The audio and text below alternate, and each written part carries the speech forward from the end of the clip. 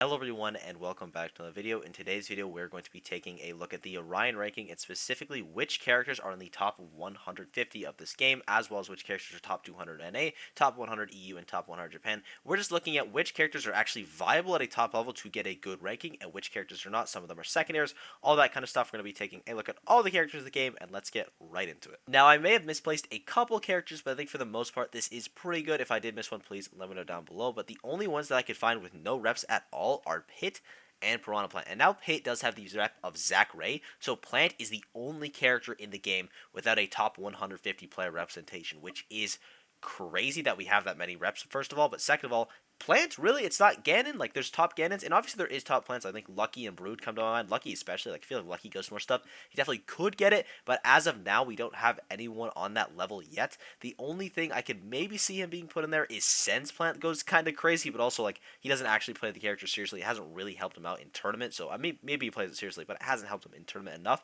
So Plant would be the only one. We'll move Pits up. This isn't where they go, but just for Zachary's sake, we move them up. Plant is the only Nun character. That is kind of insane. Plant is bad, don't get me wrong. Characters like bottom 10, bottom 5 range, he's really, really garbage. But the fact that he's the only one without like a rep in any of these rankings is pretty absurd.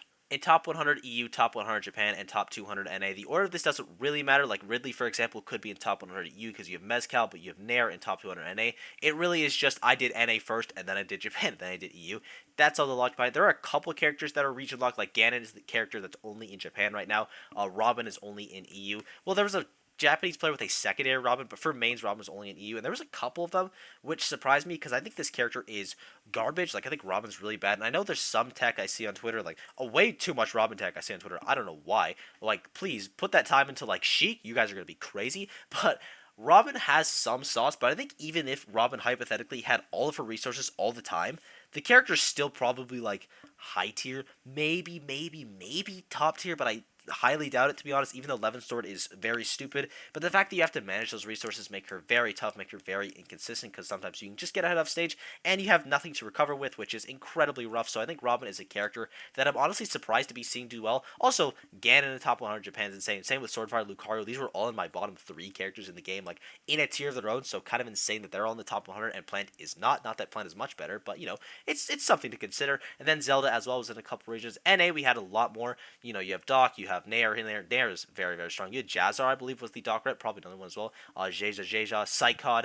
I don't remember who Duck Hunt was. So Duck Hunt was Fawn. Bowser Jr. was Yoda Cage. Little Mac was Peanut, probably. This was Capitan Cito. And this was a couple. You had Varun and John numbers on there. And then Doc we already talked about was Jazzar. But I think the only character that I could see going higher, and this has nothing to do with the players, by the way, this is just off the character specifically, is probably Wii Fit, and then maybe Gunner, because Gunner's still a decent character, but I think Wii Fit has a lot of sauce, to be honest. Deep breathing stuff goes absolutely crazy. And even without deep breathing combos, her stuff is still pretty good. She hits pretty hard. The camping game is pretty strong. Like, having a projectile that heals you is always nice, and charge shots and ultimate are very good moves. I just think it's a little bit wonky to use Wii Fit just because of how weird their moves are. Also, you could argue Wii Fit is top 100 in NA or top 100 worldwide with secondaries, but because of Waddy's. But I'm not going to put in there just because Waddy doesn't really use Wii Fit anymore, at least to like a ton of success. I haven't seen Waddy's Wii Fit in a while, like win him a set that was crucial.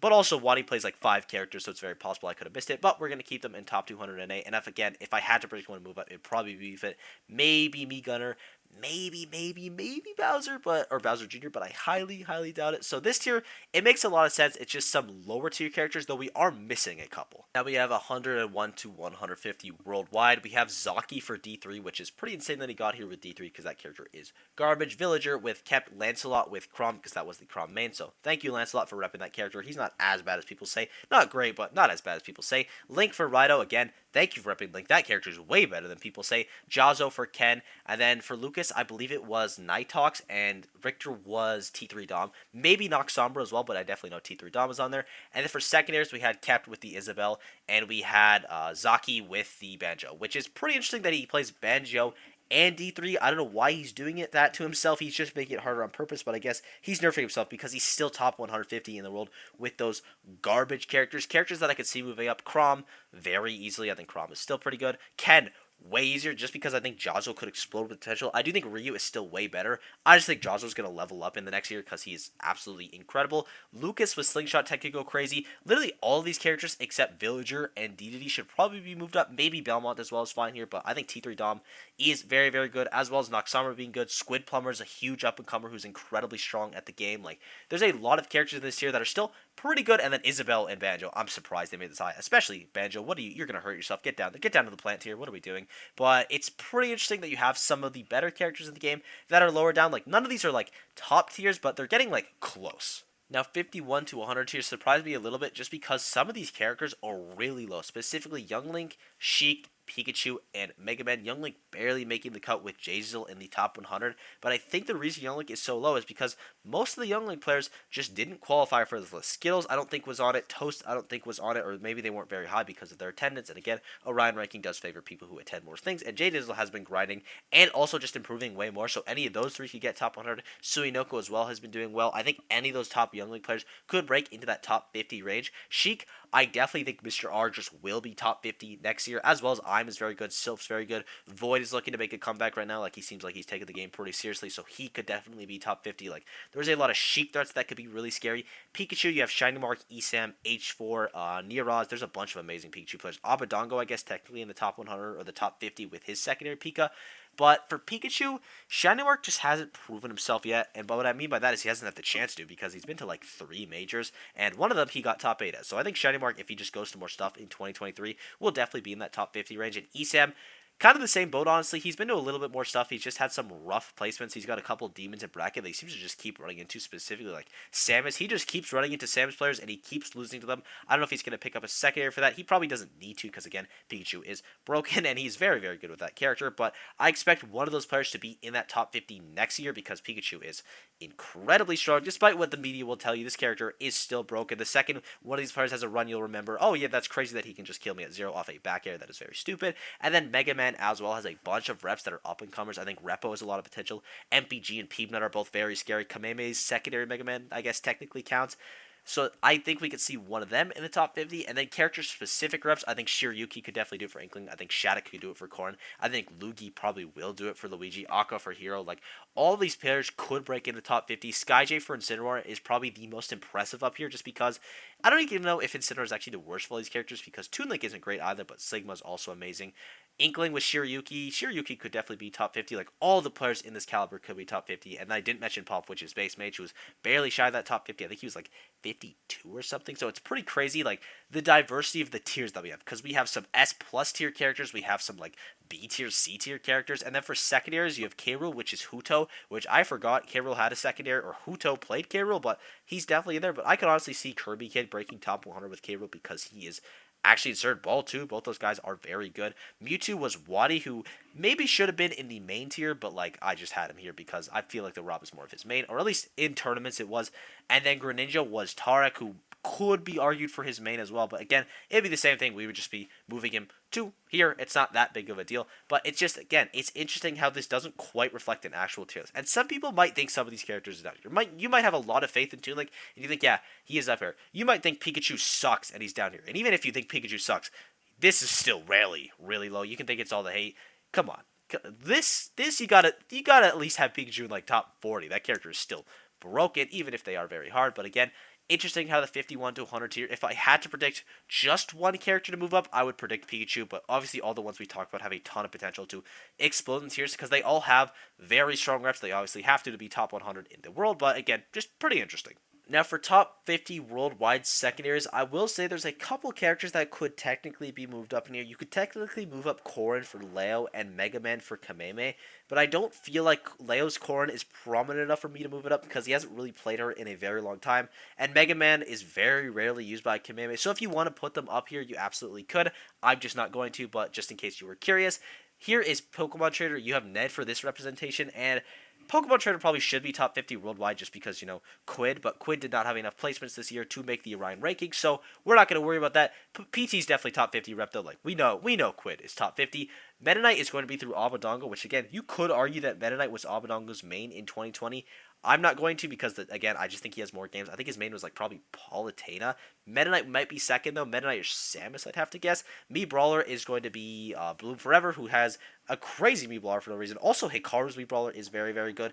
Marth is going to be Leo because he took a set off Riddles, so it has been actually pretty useful, and Marth has basically nothing without this. I couldn't find a single result. Not saying there's no good Marth players, because I watched Ignace versus Riddles. That set was crazy. Ignace is amazing. He just hasn't ranked right now, so we're going to put Marth here. I don't think he deserves to be up here. I think Leo's doing it as a favor for Smash 4, but whatever. Kazuya, or rather Terry, is going to be with Riddles. It's more of a secondary now, even though it was more of a main at the start of the year. Min Min is going to be with Proto, and this one's a little bit weird because it's like a co-main, so if you want to put Min Min in the top 50, again, you can. I'm just going off which character has more games played, and Min Min has the second most games played out of Proto's kit. Same thing with DeBuzz as well. Well, I don't know if Min Min's second for DeBuzz, but again, she's a secondary. Donkey Kong is Hikaru, which is like a very prominent secondary again.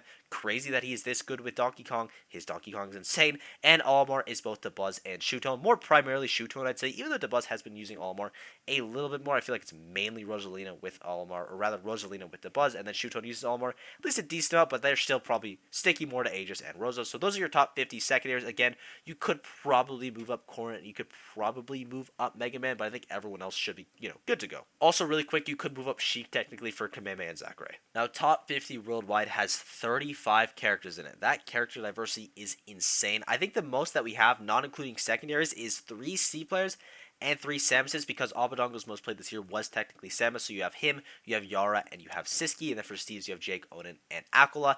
That's pretty absurd, especially considering like how strong your top 5 is. Like Kazuya's very strong, Steve's very strong, Sonic's very strong. But even so, they're not overpopulating the meta at the super top level. Again, mid-level, low-level, like even higher level, that's a completely different story. But for this top level, top 100, top 50 ranking, this is pretty impressive how diverse it is. And you have some characters up here that don't really make sense. You have Neotono with Pichu at 50, which is pretty impressive just because Neotono, or rather Pichu, is a very inconsistent character. You have Rosaline up here with DeBuzz, which is just like, DeBuzz is just forcing that into existence. He just wants Rosalina, he just wants to play Rosa, and he's crushing it with her. So honestly, good job DeBuzz. I don't think anyone else in the world could do that. You have Ice Climbers up here with Big D, like, that's insane how consistent Big D is with Ice Climbers, because that's one of the characters that get matchup checked the hardest in the game, but he just figures out the matchups. I don't know how he does it. It's actually unreal. You have Fatality with Falcon, you have Violet obviously being Leo, Hito you have for Bowser. Like, there's a lot of characters in here that are decent. Like, none of these characters are bad. The only one I could even argue for being bad is probably going to be Rosa, but like, they shouldn't be this high. Like, there should be some clear dominance. There should be like 10 Sonic players, like 8 Steve players. There should be a bunch of Kazuyas running around. There's a couple secondary Kazuyas, but like, it's pretty absurd how diverse this game is. We're not going to go over every single rep.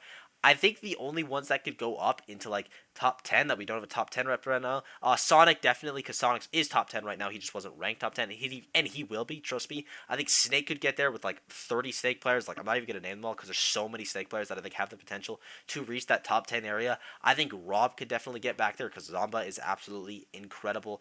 I think Game & Watch gets up there probably with either Meister or Mia. Wolf has a couple of really, really good reps that could break in there. Jackal, Ouch, and Etourier all have an insane amount of potential, so they just have like a good year for them, then they could do very well, because they all have the consistency down packed. They just need to get those peaks down packed.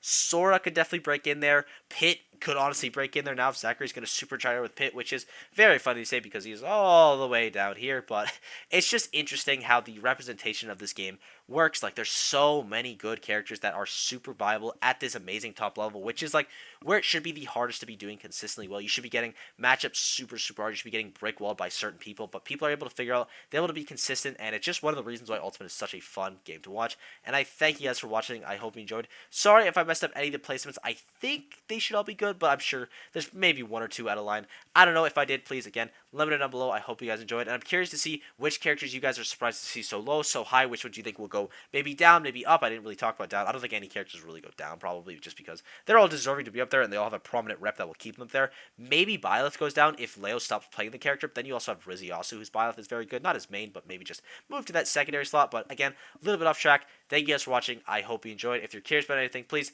let me know down below. Video ideas are always helpful. You guys are absolutely amazing sportsmen on Real lately, and I will see you all in the next video. Bye-bye.